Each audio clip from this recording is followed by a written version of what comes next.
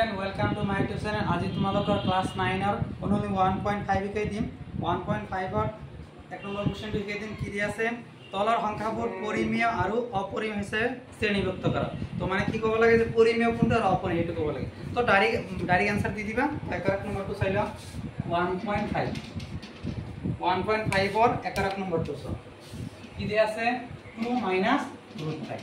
তো এটা সিম্পল কথা আমার কি কব লাগে পরিমেয় নহলে অপরিমেয় বলে তো না সিম্পল কথা দুইটো কি পরিমেয় আর √5 কি অপরিমেয় তোমালোকে পাইছা যে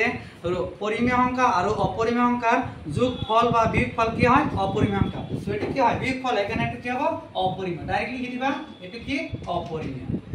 এটা আমার অপরিমেয় ঠিক আছে এটা আমার आंसर তারপর নেক্সট কোশ্চেন 2 নম্বর কি তে আছে 3 + √23 3 প্লাস কি আছে √23 মাইনাস √23 তো এটা আমরা কব লাগে পরিমেয় নে অপরিমেয় তো সিম্পল কথা এইটো আর এইটো ক্যান্সেল হয় না এটা প্লাস √23 আর কি মাইনাস √23 তো এইখানে কি মানে 3 তো 3 এর তলাতে এক থাকে না নাই মানে এটা কি পরিমেয় অঙ্ক তো এই কি হয় পরিমেয় এই পরিমেয় অঙ্ক ঠিক আছে তারপর নেক্সট কোশ্চেন 3 নম্বর কি আছে 2√7 ডিভাইডেড বাই কিতে আছে 7√7 চাইলো তো √7 কি ক্যান্সেল তো উপর কি থাকে 2 আর তলত কি 7 তো সিম্বল কথা কি হয়ে গেছে 2/7 এটা কি হয় 2 বাই কি আকৃতি হইছে না এখানে কি পরিমেয় মাত্র এবেলা কি হয় পরিমেয় ঠিক আছে তো নেক্সট কোশ্চেন এতে 4 নম্বর কি দি আছে 1/√2 তো সিম্বল কথা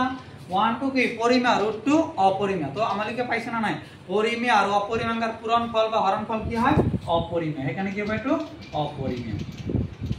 তারপর নেক্সট কোশ্চেন 5 নম্বর আমার কি দেয়া আছে 2π তো ডাইরেক্ট কথা মনে রাখবে পাই একটু কি অপরিমেয় পাইর লগত পূরণ থাক হরণ থাক কি হবে একটু অপরিমেয় হয়ে যাবে